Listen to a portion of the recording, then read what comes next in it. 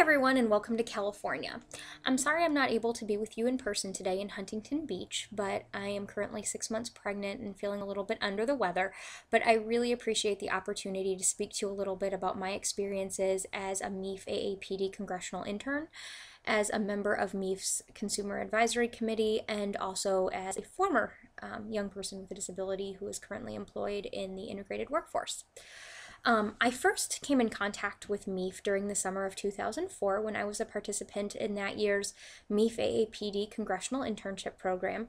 As many of you are probably aware, this is one of the flagship programs of MEF and is a joint venture between MEF and the American Association of People with Disabilities.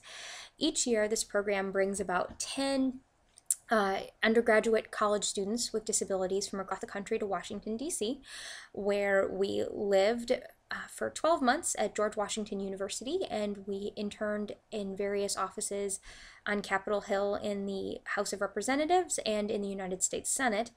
I was placed in the office of Senator Sam Brownback of Kansas, where I got to work on a variety of different public policy issues, and I really enjoyed the opportunity. And for me, two of the things that really stand out the most is that before this internship, I wasn't very political. I didn't really follow politics very closely in high school or in my first few years of college. But this really helped me to understand that the public policy issues that are discussed on the local, state, and federal levels really affect all of us in our day-to-day lives, whether that's education or employment or transportation or labor, and that the decisions that are made in Congress really have an effect on all of our day-to-day lives, and had an effect on my life and the lives of my friends and family and everyone I knew. The second thing that really kind of was neat for me was that I had worked a lot in the blind community for about 5 years previously to participating in MEF. But this was my first time really getting to learn more about the issues that affect the broader cross-disability community, and learning that while some of our issues are a bit more specific to our individual disabilities, often our struggles are the same, and as we say, same struggle, different difference. So that was really cool as well. The internship was a great fit. I was really happy working in the office, and they were happy with me. And so they invited me to come back and work for them full time after I graduated college.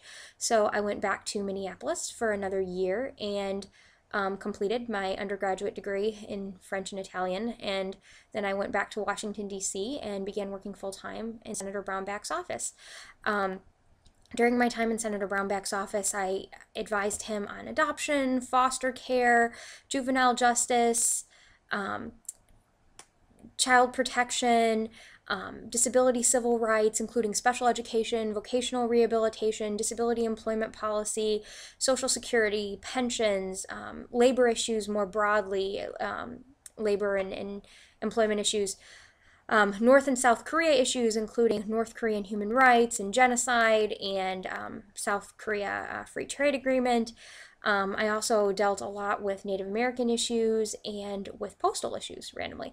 So I had a pretty broad portfolio that allowed me to explore a wide variety of interests, and I got to work on disability issues that I care about, and I also got to dabble in other things such as North Korea and adoption that maybe I didn't know so much about in the beginning. How could I forget? I also worked on NASA and commercial space, something I never thought I would ever have anything to do with. I am not very good at science or technology or engineering or math, but I actually developed a pretty big interest in NASA and commercial space by the time I was done in the senator's office after working on it so much.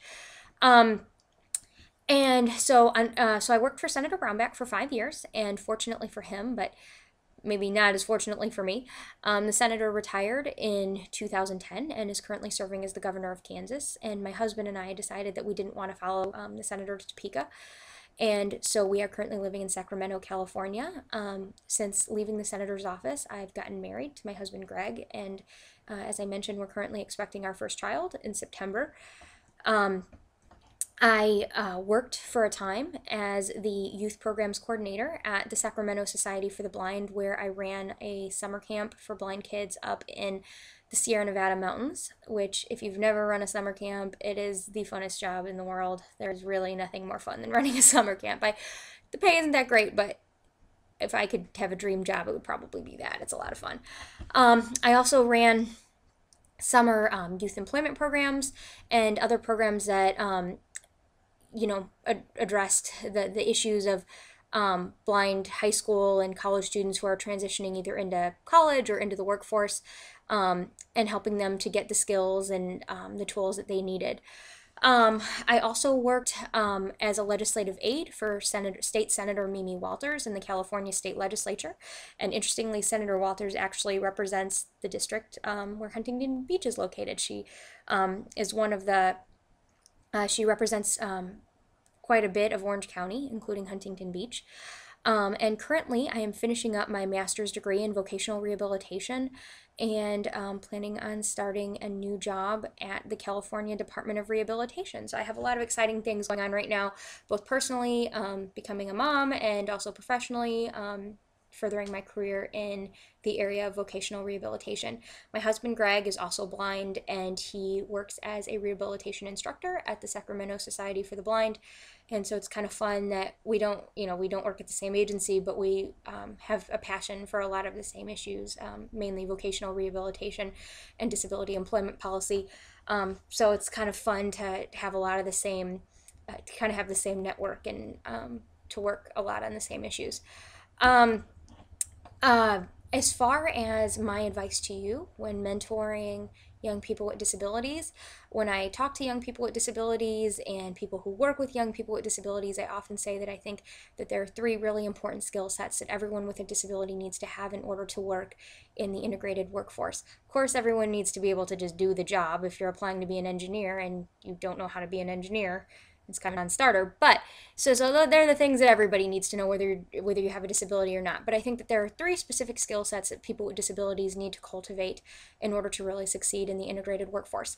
And these are disability specific skills, interpersonal skills, and self-advocacy skills.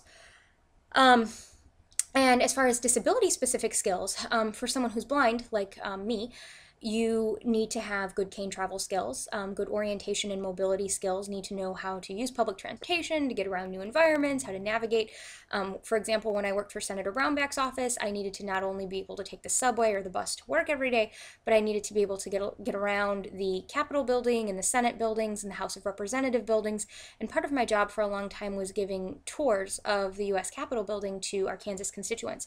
So I needed to be able to navigate the building.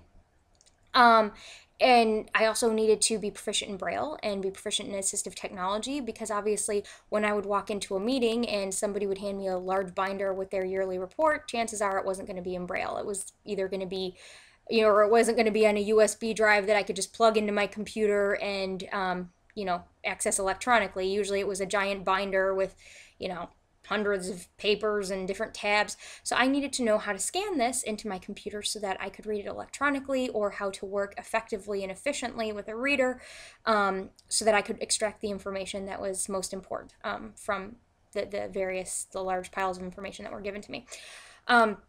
So as a blind person, having good cane travel skills, good assistive technology skills, having good Braille skills, these are all very important.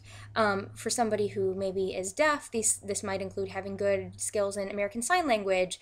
For other people, it might include having good skills in alternative and augmentative communication devices, or mobility devices, or devices that allow you to use a computer without your hands or without your feet, or so for everybody that's going to look a little bit differently, but for just about everybody who has a disability, there are going to be disability specific skills that you really need to learn. And I think a lot of young people with disabilities kind of don't really take that into consideration, and will enter the workforce maybe having really great grades academically, but, can't navigate their way out of a paper bag, or don't really know how to use alternative communication. I think part of that is when people with disabilities are in school, when we're young, stuff magically appears for us. Magically, you have everything in Braille. When I was in school 20 years ago, often I would have books on cassette tape, and I didn't order them. I didn't know where they came from. I just knew they were there. And then when you go to college, sometimes there are disabled student service offices that are really great and provide great services, but also sometimes they just kind of take care of all your accommodation needs. So students, when they enter the workforce, they kind of just expect that when they walk in the door, they'll be there. So I think it's really important for um, young people with disabilities to really bone up on their disability specific skills. I also think it's really important for people with disabilities to have good interpersonal skills, because often you might be working with people who have never interacted with a person with your disability before. I remember the first time I went into a meeting with about 10 school superintendents from throughout the state of Kansas, who had all worked in the field for 20 or 30 years. They were all very distinguished people in their 40s and 50s and 60s. And here I was, this, 24 or 25 or whatever year old blind girl. And I wondered what they would think. We have to meet with her. And so I think it was really important for me to have good interpersonal skills, to put them at ease, to convey to them my knowledge and my confidence, and to let them just come to see me as a representative of Senator Brownback's office. So I think having good interpersonal skills is what helps you to really interact with your colleagues, to interact with your boss, and to interact with people who are going to come in and out of your office every day, and who might not be used to interacting with people with disabilities. I also think it's really important that people have a good skill set in self-advocacy skills. When I started working in Senator Brownback's office, they believed that I could do the job, but they didn't know how I would do the job. So I needed to know. They didn't know what technology I would need. I needed to know that. They didn't know what strategies I would use. I needed to know that. So as people with disabilities, we need to come in knowing what our needs are, knowing what our capabilities are, knowing what accommodations that we need, so that when our, bosses or supervisors or colleagues ask us, how are you going to do this? We know the answer to that, or we know where to get the answer to that.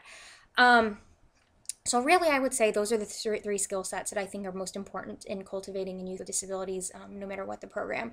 Cultivating the disability-specific skills, cultivating good interpersonal skills, and cultivating good self-advocacy skills, being able to advocate for yourself, because your parents aren't going to be with you on the job, and your teachers aren't going to be with you on the job, so you need to know what you need and how to get it.